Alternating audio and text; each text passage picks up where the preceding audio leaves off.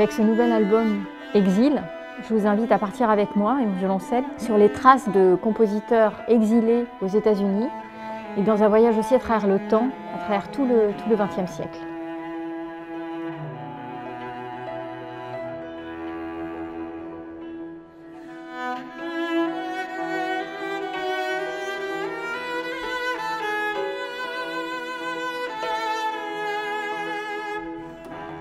Je pense qu'en tant qu'interprète, en tant que musicien, c'est intéressant, comme moi je passe mon temps à voyager partout, donner des concerts un peu partout dans le monde, de se dire qu'est-ce que c'est qui fait l'identité d'un musicien, l'identité d'un compositeur, et qu'est-ce qui fait que, en fait, moi en tant qu'interprète, je cherche à parler les différentes langues des compositeurs que j'appréhende.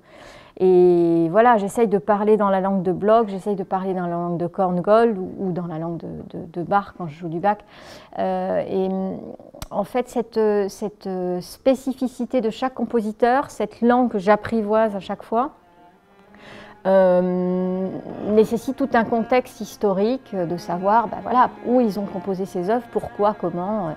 Et le destin de chacun de ces compositeurs, en fait, la destinée personnelle de chacun de ces compositeurs, en l'occurrence dans ce programme, a influencé leurs œuvres.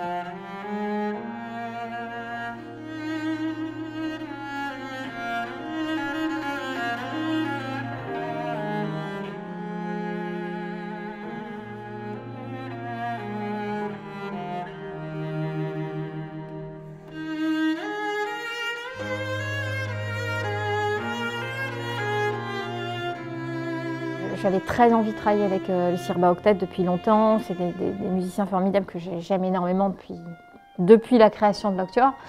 Et là, j'ai ressenti en jouant avec eux l'impression que certaines pièces de Bloch, notamment le triptyque sur la vie juive, gardaient une espèce de classicisme dans l'écriture.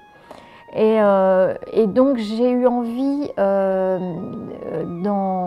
d'en retrouver les saveurs qui me touchent le plus, en confiant les arrangements à Cyril Lehn. C'est-à-dire qu'en fait la partie de piano, on a choisi de la diffracter sur un ensemble de musiciens beaucoup plus traditionnels, la contrebasse, le cymbalum et la clarinette.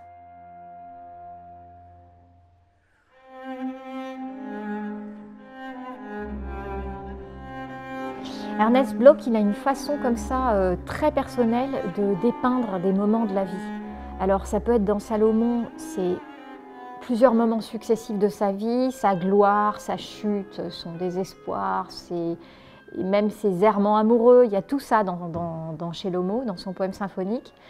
Et puis ça peut être aussi des moments de la vie quotidienne. Et ça c'est incroyablement touchant, avec des moyens musicaux très simples finalement, une langue qui est très vraie, très pure, presque un peu rustique. Et j'aime bien cette notion de simplicité de la vie quotidienne, croquée comme ça, prise sur le vif musicalement avec mon violoncelle.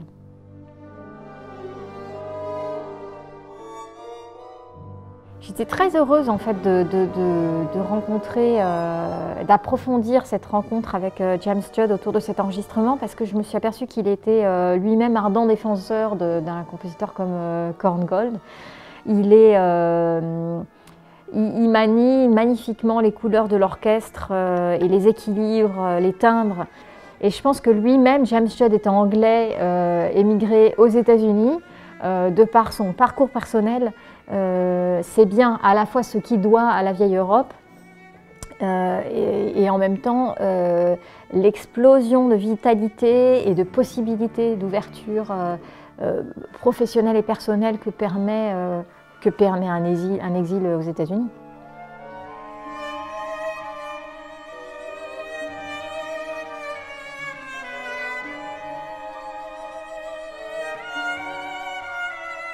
Joseph Korngold, c'est un compositeur moins connu du grand public, une espèce de success story incroyable. Il a eu c'était vraiment un enfant prodige viennois qui tout d'un coup finalement a une carrière qui prend son essor à Los Angeles puisqu'il devient un des compositeurs de films américains les plus connus.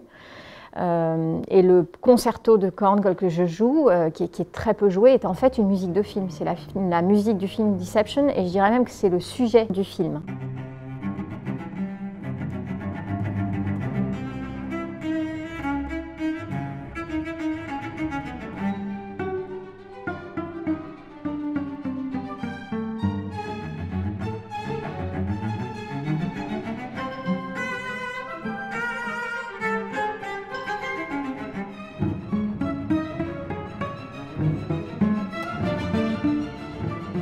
La Tanzlied de Pierrot est une pièce qui est transcrite pour le violoncelle en l'occurrence et qui est extraite de son opéra qu'il a composé extrêmement jeune quand il était encore à Vienne, dit Tote Stadt, et qui est une sorte d'opéra post-romantique digne des meilleurs Strauss et des meilleurs Mahler. Enfin, c'est vraiment une écriture d'une sensualité, d'une richesse incroyable.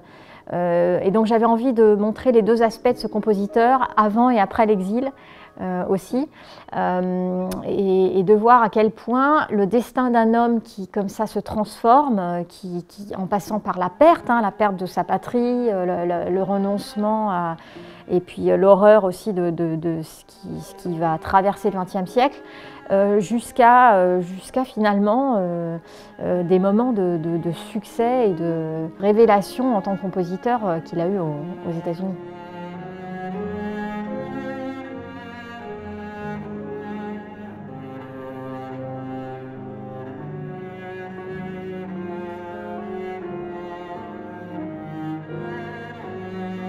Il y a deux personnages vraiment qui m'ont, musiciens et puis personnages à part entière, qui m'ont marqué et qui ont vraiment un peu inspiré cet album.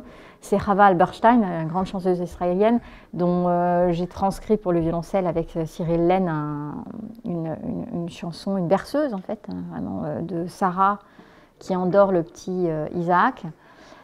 Et puis Jorah Feldman, c'est une de mes grandes claques de concert quand j'étais petite, ado, d'avoir entendu sa clarinette et d'avoir eu envie pendant tout le concert de danser, de pleurer, de passer du rire aux larmes sans arrêt, d'être comme ça ballottée entre des sentiments très forts et très contradictoires.